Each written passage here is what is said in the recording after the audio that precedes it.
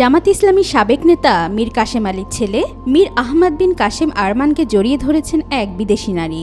এমন একটি দৃশ্য ভাইরাল হয়েছে সামাজিক মাধ্যমে, যা নিয়ে রীতিমতো সমালোচনাও চলছে। অনেকেই এর পেছনের ঘটনা জানতে চাচ্ছেন। এর পেছনে রয়েছে এক নির্মম কাহিনী।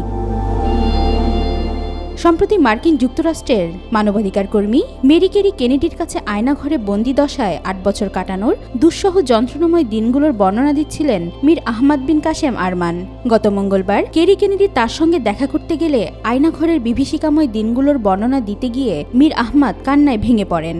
এ সময় আবেগাপ্লুত কেরি তাকে জড়িয়ে ধরে সান্ত্বনা দেন।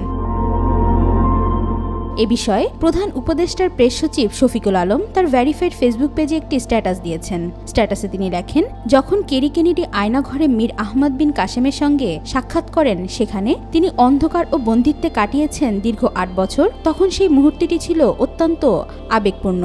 কেরি কেনেডি রবার্ট এফ কেনেডির কন্যা এবং জন এফ কেনেডির ভাতিজি, যুক্তরাষ্ট্রের শীর্ষস্থানীয় মানবাধিকার সংগঠন আরএফকে সেন্টারের প্রধান।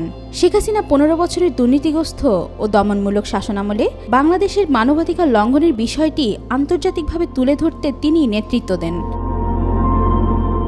অন্যদিকে মীর আহমেদ বিন কাশেম তার ফেসবুক পেজে একটি স্ট্যাটাসে লেখেন, রবার্ট কেনেডির কন্যা ও জন এফ কেনেডির ভাতিজি কেরি কেনেডি যুক্তরাষ্ট্রভিত্তিক শীর্ষস্থানীয় মানবাধিকার সংস্থা আরএফকে সেন্টারের প্রধান।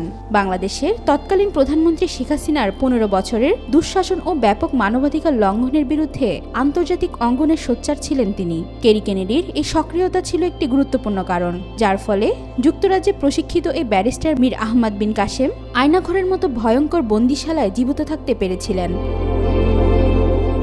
আহমদ বিন কাশেম, যিনি ব্যারিস্টার আরমান নামেও পরিচিত, ২০১৬ সালে ঢাকার মিরপুর ডিওএইচএসের বাসা থেকে আইনশৃঙ্খলা বাহিনীর পোশাকবিহীন সদস্যদের হাতে জোরপূর্বক গুম হন বলে অভিযোগ রয়েছে তার। তিনি ছিলেন বাংলাদেশ জামাত ইসলামীর শীর্ষ নেতা ও আন্তর্জাতিক অপরাধ ট্রাইব্যুনালের দণ্ডপ্রাপ্ত মীর কাশেম আলীর সন্তান। একই সঙ্গে তিনি ছিলেন তার পিতার আইনি দলের সদস্য। তবে জামাত নেতা মীর কাশেম আলীর সন্তানকে কেরি কেনেডির এভাবে জড়িয়ে ধরার বিষয়টি অনেকের কাছে বিতর্কিত হয়ে উঠেছে। অনেকেই এখানে ধর্মীয় দিককে উল্লেখ করে সমালোচনা করছেন। ওয়াহিদা পারভীন ঈশিতা, আজকাল।